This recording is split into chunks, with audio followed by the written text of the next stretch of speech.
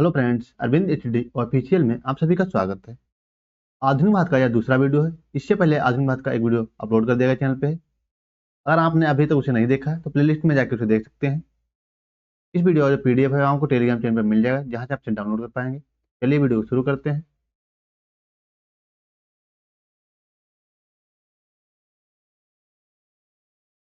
आज के इस वीडियो में हम लोग पढ़ेंगे भारत में पुर्तगाली कंपनियों का आगमन, यानी भारत में पुर्तगाली कंपनियों का आगमन किस क्रम में हुआ, सबसे पहले कौन आई, सबसे बाद में कौन आई, एग्जाम में किस हिसाब से क्वेश्चन पूछे जाते हैं, उन सभी पे डिटेल से चर्चा करेंगे। चलिए वीडियो को शुरू करते हैं। भारत में जो यूरोपीय कंपनियों का आने का क्रम है, सबसे पहले पुर्तगाली आते हैं 1498 ईस्वी में। उसके बाद में डच आते हैं। डच कब आते हैं? तो डच आते हैं 1595 ईस्वी में आते हैं। उसके बाद में अंग्रेज आते हैं 1600 ईस्वी में। उसके बाद में डेनिश आते हैं। तो डेनिश कब आते हैं? डेनिश आते हैं 1616 ईस्वी में आते हैं। उसके बाद में लास्ट में सबसे आते हैं फ्रांसीसी। तो फ्रांसीसियों का आगमन कब होता है? तो इनका आगमन होता है 1664 ईस्वी में। तो इनका यह आने का क्रम है। अगर कंपनी की स्थापना की बात करें, पुर्तगालियों की अगर कंपनी की स्थापना की बात करें, तो पुर्तगाली कंपनी की जो स्थापना होती है ईस्ट इंडिया कंपनी की, वो होती है 1498 ईस्वी में। डच ईस्ट इंडिया कंपनी की बात करें तो डच ईस्ट इंडिया कंपनी की जो स्थापना होती है, यह होती है 1602 ईस्वी में। अगर अंग्रेज ईस्ट इंडिया कंपनी की बात करें तो यह कब होती है? तो यह होती है 31 दिसंबर 1600 ईस्वी को इसकी स्थापना होती है। तो अगर आने के क्रम में बात करें तो डच पहले आते हैं, जबकि अगर कंपनी स्थापना की बात करें तो अंग्रेजों की जो फैक्ट्री होती है वो पहले स्थापित होती है, यानी अंग्रेज फैक्ट्री जो थी यानी कंपनी थी वो पहले डचों से पहले स्थापित हो जाती है। यानी जबकि आने के क्रम में डच पहले हैं, और अगर कंपनी स्थापना की बात करें तो कंपनी की स्थापना अंग्रेजों की पहले होती है। सबसे पहले हम लोग देखते हैं पुर्तगालियों के बारे में। तो पुर्तगालियों का आगमन कब होता है? तो पुर्तगालियों का जो आगमन होता है वह 17 मई 1498 में होता है। सबसे पहले पुर्तगाली कौन आता है? तो सबसे पहले जो पुर्तगाली आने वाला था वह था Vasco D gamma. Vasco D gamma Bharat 17 मई 1498 ईस्वी में आता है केरल के कालीकट बंदरगाह पे, जो एक नए समुद्री मार्ग की खोज करता है। जबकि अगर समुद्री मार्ग की खोज करने की बात करें तो उत्तम आशा अंतरिक्ष, जिसे केप ऑफ गुड होप के नाम से जाना जाता है। किस नाम से? केप ऑफ गुड होप के नाम से जाना जाता है। गुड होप, यानी केप ऑफ गुड होप के नाम से जाना जाता है किसे? उत्तम आशा अंतरिक्ष को, जिसकी खोज बार्थोलोम्यो डियाज के द्वारा की गई थी। ऐसा नहीं कि इससे पहले भारत में यूरोपीय कंपनियों के साथ में व्यापार नहीं होता था। भारत में यूरोपीय कंपनियों के साथ व्यापार होता था। ये सिंधु घाटी सभ्यता से लेकर के आधुनिक भारत तक बराबर होता रहा, लेकिन इससे पहले स्थल मार्गों के द्वारा होता था। लेकिन स्थल मार्ग अवरुद्ध हो जाने के बाद में यूरोपीय जो कंपनियां थी उनको नए समुद्री मार्ग की खोज करना पड़ा, जिस क्रम में स्पेन और पुर्तगाल सबसे आगे उभर के आए।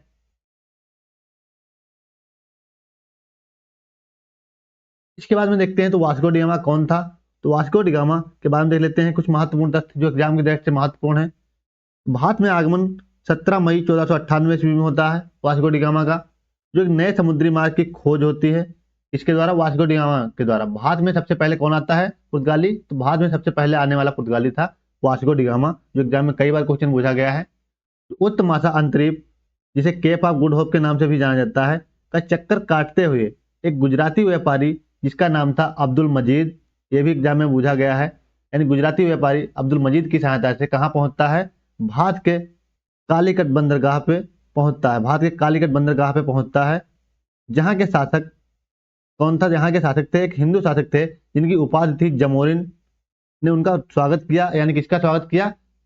वास्को डी गामा का स्वागत करते हैं। वास्को डी गामा जिन मसालों को लेकर वापस लौटता है, यानी जब वास्को डी गामा भारत आता है और यहाँ पे वो कुछ मसाले खरीदता है जिनको अपने देश वापस जाता है लेकर के, तो पूरी यात्रा का लगभग 60 गुना दामों पे वहां बेचता जाके है। एक एग्जाम्पल की दृष्टि से समझते हैं, जैसे 1 रुपए की कोई चीज है, मतलब यानी पूरे रास्ते का खर्चा 1 रुपये होता है। उसके बाद में अगर वो वहां पे सामान लेकर जाता है जो, यानी पूरा खर्चा निकाल के, तो वो बिकता जाके 60 रुपए का, मतलब 1 रुपए का कितने? 60 गुना, मतलब यानी 60 गुना दामों पे बिकता जाके है। यहाँ से कोई चीज अगर वो 100 रुपए की लेके जाता है तो वहां पे वो मतलब 6,000 रुपए की चीज बिकती जाके है। तो इस हिसाब से यानी वास्को डी गामा को मसालों में कितना मुनाफा हुआ था? 60 गुना मुनाफा होता, जो कहीं ना कहीं पुर्तगालियों को भारत में व्यापार करने के लिए प्रेरित करने लगा। 1502 ईस्वी में वास्को डी गामा जो था, जब भारत दूसरी बार आता है, भारत दूसरी बार कब आता है वास्को डी गामा? 1502 ईस्वी में आता है। एग्जाम में पूछा गया है क्वेश्चन। तो आगे बढ़ते हैं। इसके बाद में देखते हैं जो व्यापारिक कोठियां थी इनकी स्थापना, यानी जो पुर्तगाल की व्यापारिक कोठियां थी तो इनकी स्थापना के बारे में देख लेते हैं। तो 1503 ईस्वी में प्रथम व्यापारिक फैक्ट्री की स्थापना होती है। कहाँ होती है? कोचीन में होती है। और 1500 व्यापारिक कोठी की स्थापना होती है कन्नूर में। जो पुर्तगालियों के द्वारा स्थापित की गई दो फैक्ट्रियां महत्वपूर्ण थी। पहली व्यापारिक फैक्ट्री कोचीन में स्थापित की गई, एग्जाम की दृष्टि से इतना ही महत्वपूर्ण है ऑब्जेक्टिव के हिसाब से, 1503 ईस्वी में की जाती है। दूसरी 1505 ईस्वी में की जाती है कन्नूर में।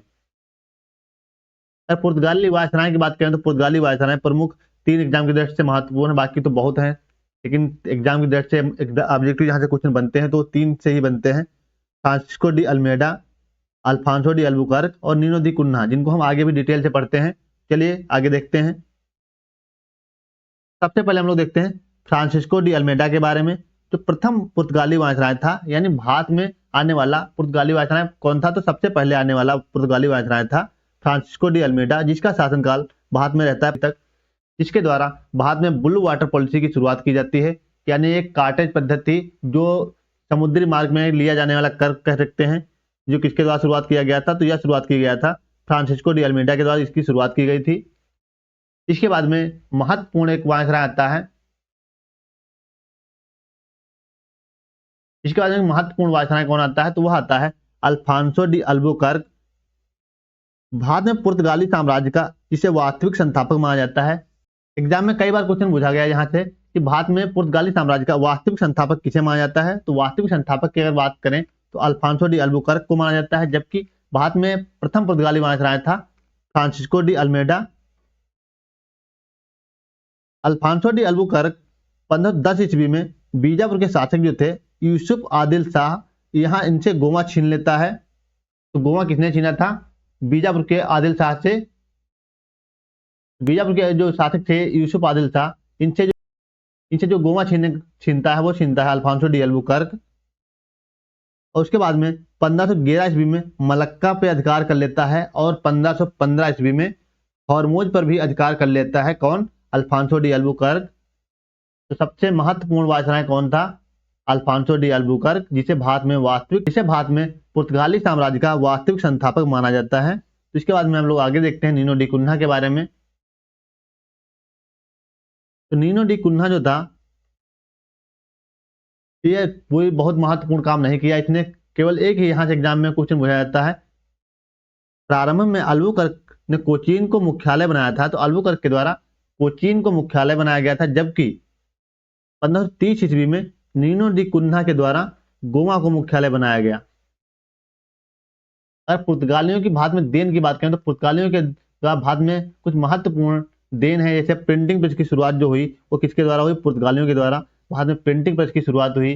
तंबाकू की खेती की जो प्रचलित हुई वो किसके द्वारा हुई? भारत में पुर्तगालियों के द्वारा तंबाकू की खेती करना भारत में सीखे लोग, यानी पुर्तगालियों की देन है तंबाकू की खेती। यानी तंबाकू की खेती भारत में की जाती है वो किसकी देन है? ये भी पुर्तगालियों की देन है, भारत में तंबाकू की जो खेती की जाती है। इसके बाद में भारत में गोवा, दमन और दीव ये किसके अधीन रहे? 1961 तक पुर्तगालियों के अधीन रहे। इसीलिए कहा जा सकता है कि सबसे पहले पुर्तगाली भारत में आए और सबसे बाद में भारत से गए। यानी 1498 ईस्वी में कौन आता है? पुर्तगाली आते हैं। 1498 ईस्वी में भारत आते हैं, जबकि 1961 ईस्वी में जाते हैं, यानी भारत आजाद होने के बाद में जाते हैं भारत से। तो सबसे बाद तक कौन रहते हैं भारत में? पुर्तगाली ही रहते हैं। इसके बाद हम लोग आगे देखते हैं। क्या हम लोग देखते हैं डच के बारे में। तो डचों का जो आगमन क्रम है वो होता है 1595 ईस्वी में, जबकि कंपनी स्थापना की बात करें तो कंपनी की जो स्थापना होती है वो होती है 1602 ईस्वी में। भारत में पहला डच यात्री कौन आया था? तो भारत में पहला डच यात्री कार्नेलियन डी, यहाँ पे लिखा हुआ है डी, कार्नेलियन डी हाउटमैन आता है, जो भारत के पूर्व सुमात्रा पहुंचता है। कहां पहुंचता है? भारत के पूर्व में सुमात्रा पहुंचता है। 1602 ईस्वी में डच ईस्ट इंडिया कंपनी की स्थापना की गई थी। अगर व्यापारिक कोठियों की बात करें, डच की व्यापारिक कोठियां जो थी इनकी बात करें, तो प्रथम व्यापारिक जो कोठी थी ये कब स्थापित हुई है? 1605 ईस्वी में स्थापित की गई थी। कहाँ स्थापित की गई थी? मसूलीपट्टनम में स्थापित की गई थी। और दूसरी जो कोठी थी वो पुलिकट में स्थापित की गई थी। यानी डच की जो दूसरी फैक्ट्री कहाँ लगाई गई? ये लगाई गई थी पुलिकट में।